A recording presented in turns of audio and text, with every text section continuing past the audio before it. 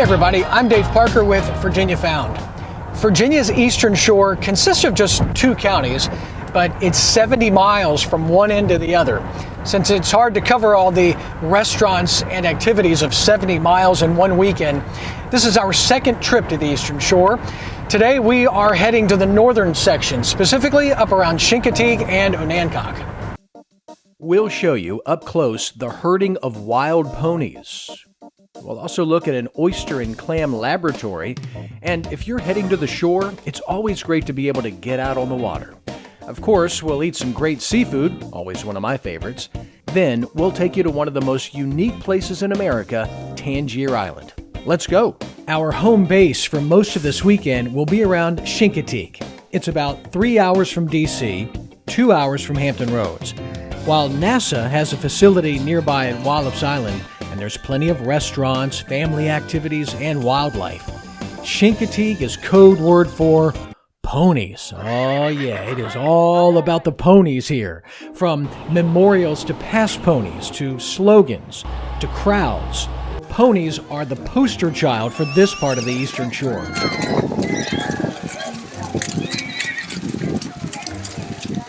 For more than 90 years, the Saltwater Cowboys, comprised mostly of Chincoteague's volunteer fire department, although others travel hundreds of miles to help out, have herded the ponies out of the saltwater marshes.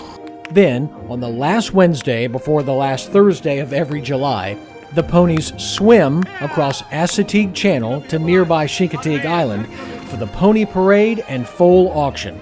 It's a really big deal, like 50,000 people kind of a big deal. I found myself on Assateague Island on a Saturday morning in July, 4 days before that big swim. This is when the Saltwater Cowboys herd the ponies into pens prior to the swim. It was a morning that could only be described as a character builder, where the mosquitoes were as plentiful as the heat. If you visit Chincoteague at the end of, well, any July to see the ponies, the normal high is a comfortable 84. When I was there, the forecast was for a record-setting 99 and a heat index of 110 to 115. I can't even begin to describe how hot it is. It's like Africa hot out here. And we have no idea how much longer it's going to be before the Saltwater Cowboys show up with the ponies. Really need to hurry up. It's important to not understate how excited some people are about the ponies. They plan their vacations around this. In the group I was with, there were pony tattoos and endless conversations about certain ponies. So let's say you're looking at, I don't know, let's just do Riptide, and so you click. For most, this was not their first rodeo. We're here with Jordan and James. They're from Suffolk, Virginia. Have you guys done this before? Yes.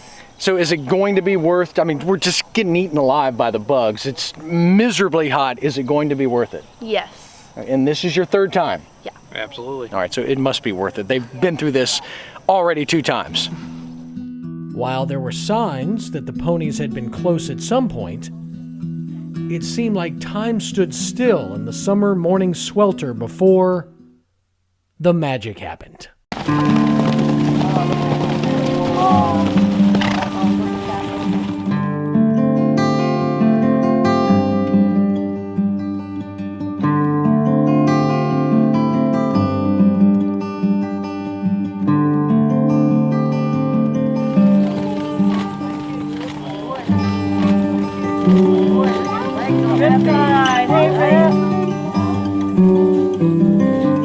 The heat, the bugs, it was totally worth it. Pro tip, get some bug spray, ankle-height shoes, some type of lightweight, breathable clothing, a decent camera, and go see the ponies for yourself. Other people's pictures just don't do them justice.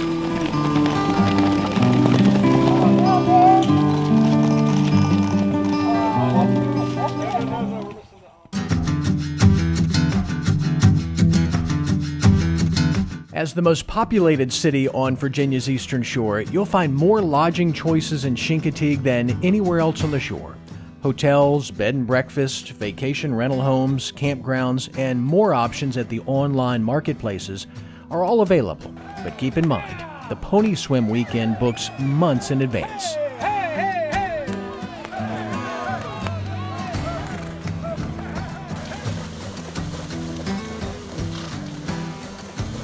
Hey! Well, if you can't cool your outsides, you can try to cool your insides. And I found the perfect place. Island Creamery in Chincoteague is routinely voted one of the top 10 ice cream shops in the whole country. That makes 2 such places on the Eastern Shore if you saw our trip to Cape Charles. Go with peach. Peach in a cup or a cone? Just cup. 1 scoop or 2? All right. It was just decadent.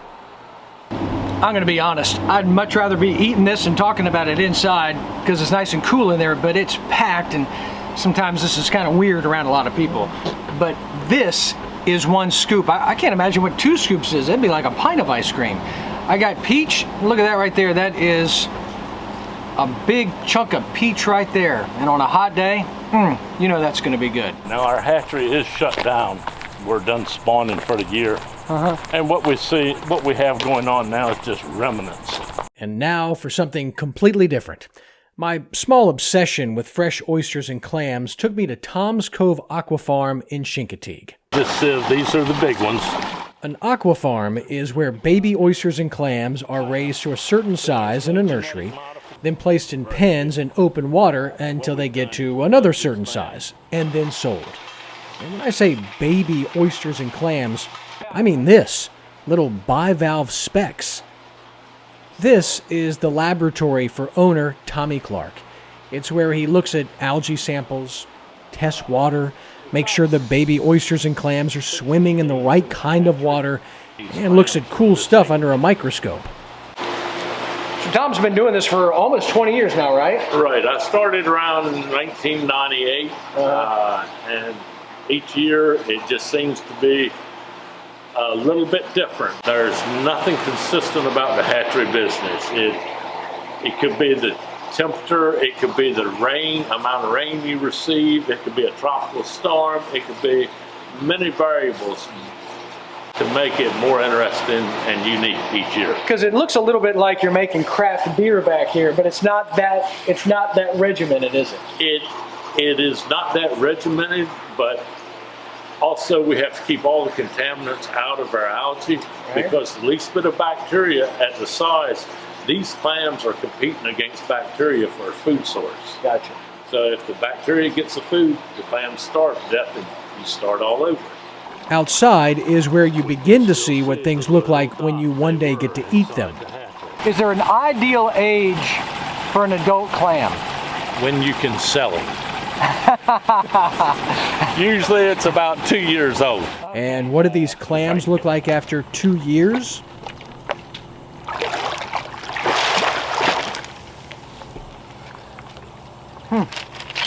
So we have market-sized clams. You can take What can be a slow, variable process outside of the hatchery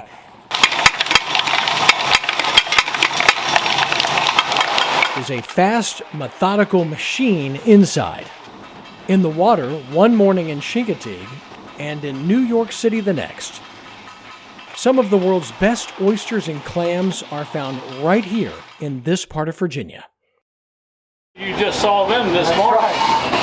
Now, wouldn't it be a shame to be around all these clams and oysters and not eat some? Well, that was Tommy's thinking too, which is why he also owns Don's Seafood Restaurant in Chincoteague. That means customers get to eat the fruits of the sea that were picked just a few miles away. I was excited to be one of those customers. When you see someone tapping clams together, it's to make sure they're good. Solid means good, hollow, bad. Tommy was kind enough to serve up the triple of clams, baked with roasted butter and Asiago cheese. If you want to try this at home, Tommy bakes them for 8 minutes at 350 to 400 degrees. He also offered a plate of steamed clams. Just steam them till they open. And what ended up being my favorite, raw clams on the half shell on a cooling bed of ice. A little cocktail sauce, a little lemon, a lot of goodness. Oh, that is great.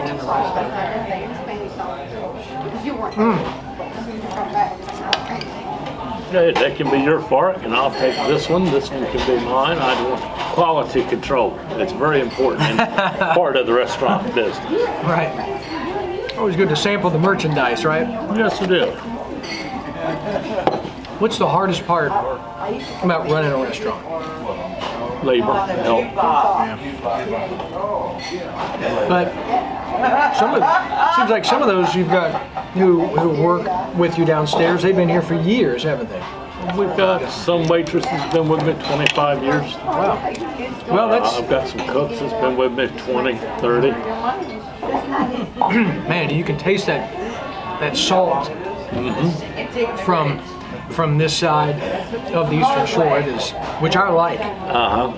Kind of reminds you just taking a fresh ocean dip. That's exactly right. It is hard to beat just a fresh, raw clam or oyster, and I know that the oysters get so much of the attention, but I tell you, man, this is really delicious. Clams deserve their due also. I'm giving them their due right now.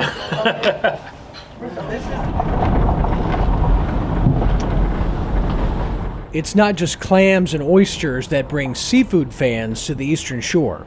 That's the best one you got yet. He's not going to escape. That's a number 2, Jimmy. There. Where is Ozark? It's Ozark, Missouri. It is Missouri. So, I was trying to think. Yeah, Ozark. Yeah, that's Jimmy. You got Jimmy now. I was invited to a family crab picking near Onancock, which is just south of Chincoteague. This was traditional crabbing with chicken legs and wings tied to a string, slowly pulled up and He had a guy when my dad moved here. slowly pulled up and slowly pulled up and gotcha. We have periwinkle. Great job! Seeing the smiles of the kids being outdoors, catching their own food, just having a great time, reminded me of my own childhood and what a lot of kids unfortunately never get exposed to. Of course, after you catch the crabs, you have to clean them. When they got a little bit of rusty belly, means they're full of meat. And speaking of rusty, it had been a while since I had done this.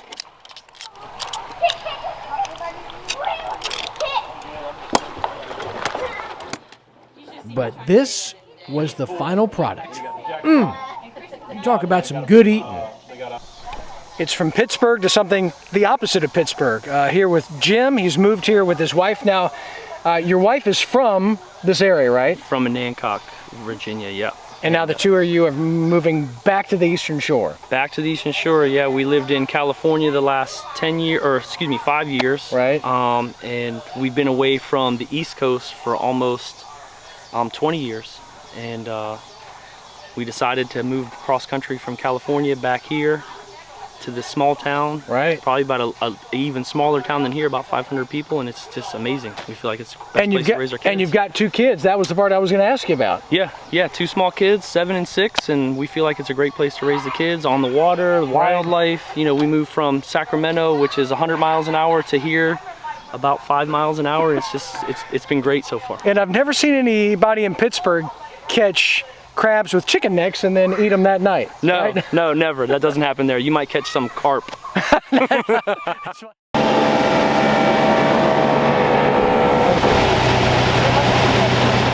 You can't have seafood on the Eastern Shore without boats. Since boats are a key part of life on the shore, I decided to take a sunset sail with Onancock Sailing Adventures.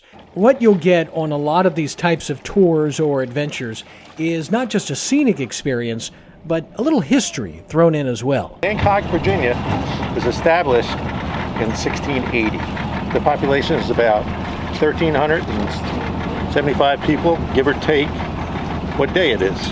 If what you're looking for is the chance to unwind like the ropes on a sail, to feel the breeze, smell the salt, and maybe, just for a few hours, get an idea of what it might be like to live here, this is the outing for you.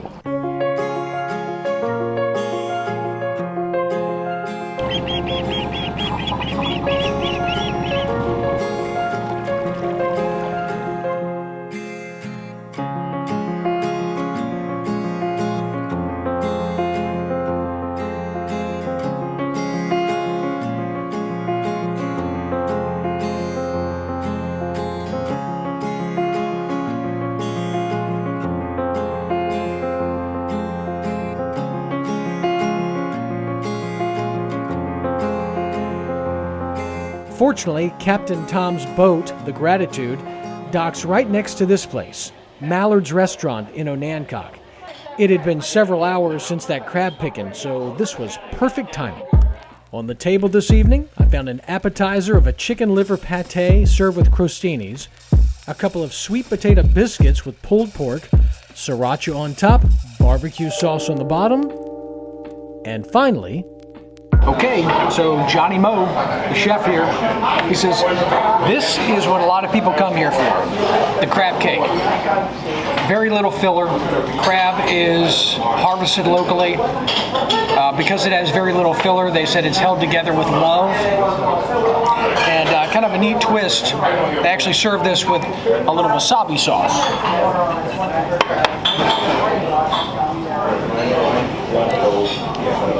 I got to tell you, I've had crab cake sandwiches with, of course, tartar sauce, cocktail sauce, never with wasabi.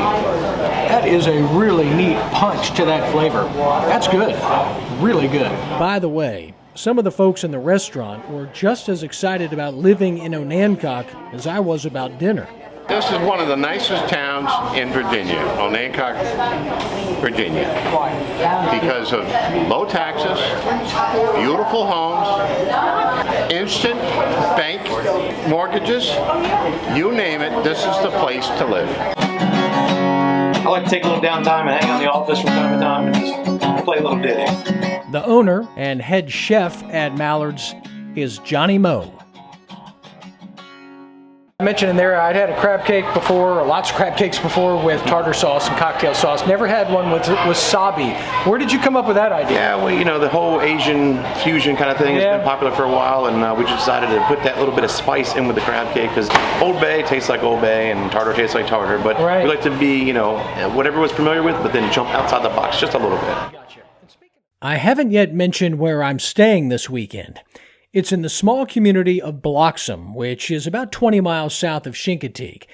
There wasn't another house within about a half a mile of where I was, but not having anyone around gives you a view like this. There were far more people at breakfast. It was recommended by a few folks that I stop by Janet's General Store and Cafe in Onancock. Outside of Janet's, it says breakfast, lunch, and Wi-Fi. In this part of Virginia, Wi-Fi is as important as anything else. Come on. Inside, you'll find country-style decor and a relaxed atmosphere that immediately puts you at home. And it's always a nice touch when the owner makes a point to visit with the customers. If you're an omelet type of person, the Greek omelet was awesome. Packed with spinach, tomato, and feta with a side of home fries and toast. There's no wonder the locals recommend Janet's, and the online reviews are fantastic.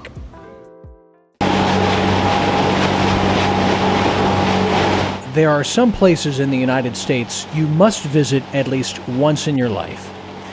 This one is not actually on the eastern shore, but it is near it. Tangier Island is a dot in the middle of the Chesapeake Bay. There are a few different ferries that run twice per day from both the Virginia and Maryland sides. It's about a 1-hour trip from Onancock. $20 one way, $25 for the round trip. It's hard to describe how unique Tangier is. The population sits around 700 as of 2019. Many of the families here have roots that go back generations. It's why you'll end up hearing the same several last names over and over during a visit. The culture here has been built by working the water, self-reliance, and a prominent, proud foundation and adherence to their belief in God. There are no bars here. In fact, no alcohol is served on the island. And in short, you'll find none of the temptations you'll find elsewhere.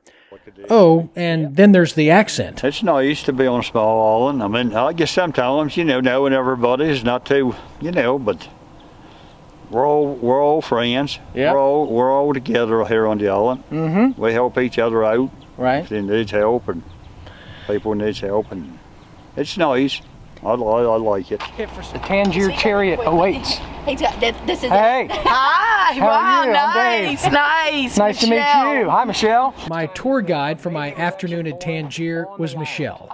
She was born here, raised here, proud to call Tangier home. What's your favorite part of living here? The freedom. Our kids can go out and play all day long without their mothers and fathers with them, and they just enjoy the freedom, riding their bikes, going to the beach, stuff like that, and we never have to worry about safety. It's awesome. Here are the common questions. What if someone gets sick? Well, there's no hospital, but a doctor flies in once per week to see patients at the health service center. There's a helicopter from the mainland on call 24 hours a day in case of an emergency. There's also a volunteer fire department. Mail is delivered by ferry. What about burying people? The deceased are buried only 3 feet down because the water level is only 5 feet down. Where are all the cars? They get 50 or 60 men. There are only a few. The golf cart is not so much the vehicle of choice, but of necessity.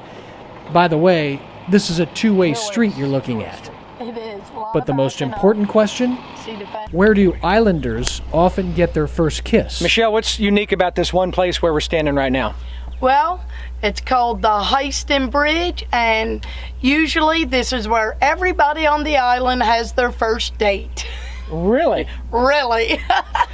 It's also the highest point Also the highest on the point island. One of them. One, about this. If you're visiting the island and looking for some beach time, you'll find few like it on the East Coast.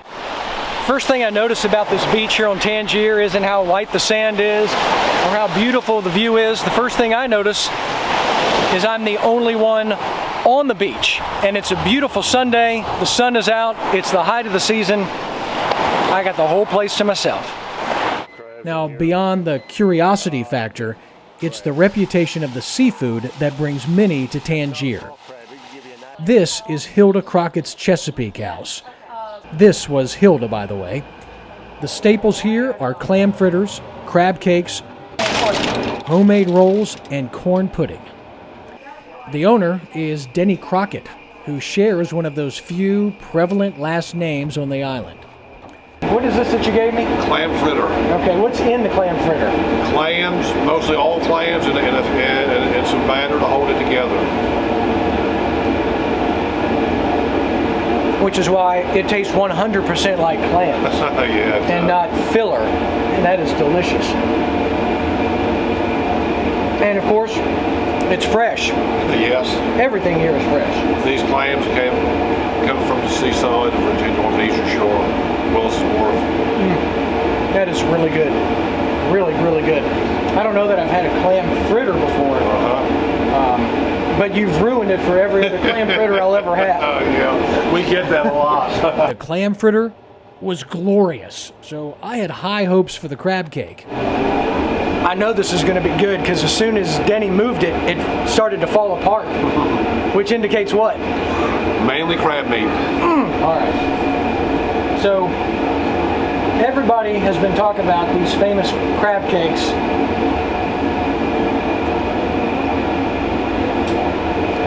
And now I know why. It's just so juicy. All you can taste is the crab, and you've got some mustard in there, other seasonings. But at the root of that is just crab fresh. Meat. That's the secret. Just fresh crab meat. Yeah, get plenty of it. All of this gastric goodness is hauled in by the island's watermen, including the town's mayor, James Eskridge. Everyone just calls him Oyster, which has something to do with a pet rooster. Boats on here are named after wives or daughters.